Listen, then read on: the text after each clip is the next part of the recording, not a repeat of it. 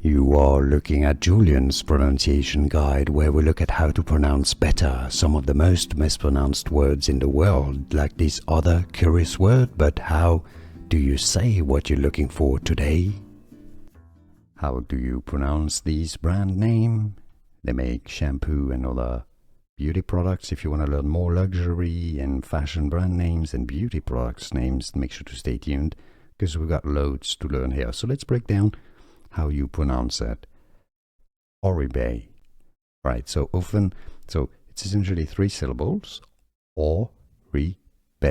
But the middle re syllable is often sort of swallowed up a bit, and almost to the point that it's not pronounced. Sometimes some say it as Oribe, Oribe, almost, but there is a re sound in the middle, so Oribe, but it's just very short e sound. Oribe is how you say it, and now you know it all. Here are more videos on how to pronounce more confusing words and names too many mispronounced. Like this video if you found it useful. I appreciate your support. I'll see you soon, and thanks for watching.